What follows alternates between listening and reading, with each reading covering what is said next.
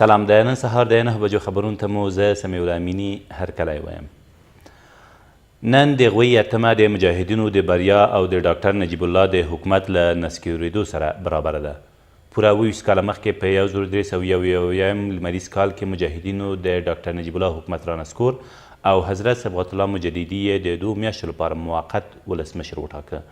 د یو شمېر کارپوهانو په اند د مجاهدینو تر بریا وروسته د یو شمېر جهادي مشرانو ځانغوښتنه په کابل ښار او یو شمېر ولایتونو کې د خپلمنځیو د جګړو لامل شو چې په ترڅ کې یې نږدې 2 میلیونه کسان ووژل شول، 1 میلیون نور معلول او همدغه شاوخوا 15 میلیونه نور له هېواده بهر کډوال شول.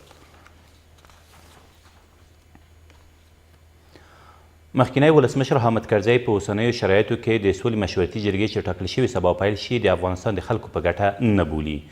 ښاغلي کرزي په یوې اعلامیې کې ویلي سره له دې چې د دغې جرګې جوړېدل په اجماع سره نه دی پیل شوی، د هغې د جوړېدو په اړه د ملي یووالي حکومت مشران هم سره یوه خوله نه دي، نو اکثریت سیاسیون او د افغانستان بېلابېل قشرونه د یادې جرګې د موخو او د جوړېدو د وخت په اړه اندېښمن دي.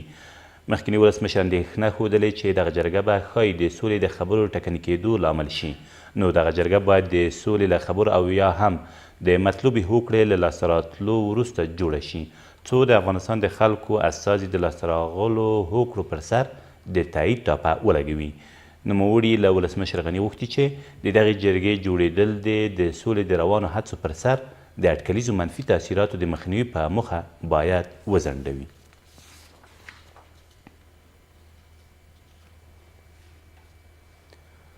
د ملي یووالي حکومت مشرتابه غړو تېر ماښام د افغان سولې لپاره د امریکا ځانګړي استازي سره په ولسمشرۍ ماڼۍ کې وکتل. په دغه کتنه کې دواړو لورو یو ځل بیا د بین الافغاني ډیالوګ پر احیا ټینګار وکړ او دا یې په راتلونکي کې د افغان حکومت تر مشرۍ لاندې له طالبانو سره مخامخ خبرو ته د موقع برابرولو لپاره مهم وباله. د ولسمشرۍ ماڼۍ د معلوماتو له مخې په دې کتنه کې ښاغلي خلیزاد د حکومت مشرانو ته د سولې بهیر په اړه د خپلو راتلونکو سفرونو او برنامو په اړه هم معلومات ورکړي دي. ویل کېږي ښاغلی خلیزاد به په دې دورهیي سفر کې د 6م ځل لپاره له طالب استازو سره هم لیده کاته او خبرې اترې وکړي. یو 30 کلن ځوان په کندوز کې د انسان تښتونکو له منګولو وژغورل شو. د کندوز د امنیه قمندانۍ ویان انعام الدین رحماني وایي دغه کس چې مومن نومیږي 2 ورځې مخکې له ابدان دښتې تښتول شوی و، 13 ورځ د امام صاحب ولسوالۍ له بابو سیمې آزاد شوی دی. د نوموړي په وینا د دغه پېښې په تړاو 2 کسان نیول شوي او دمګړۍ هم ترې پوښتنې روانې دي.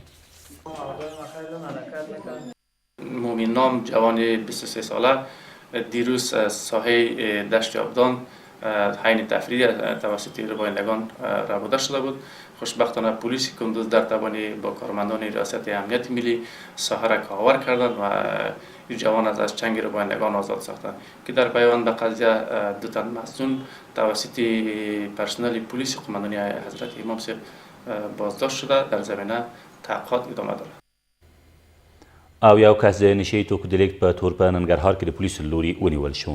د ننګرهار د والي ویاند وایي دغه کس چې 23 کیلوګرامه چرس یې په یو موټر کې ځای پر ځای کړي وو، 13 ورځ د سره رود ولسوالۍ د لارې په اوږدو کې نیول شوی دی. ویل کېږي له نیول شوي کسه 12 کیلوګرامه چرس او یو موټر هم ترلاسه شوي دي. دا تر دې مهاله وروستي خبرونه، تر بیا مو الله مل.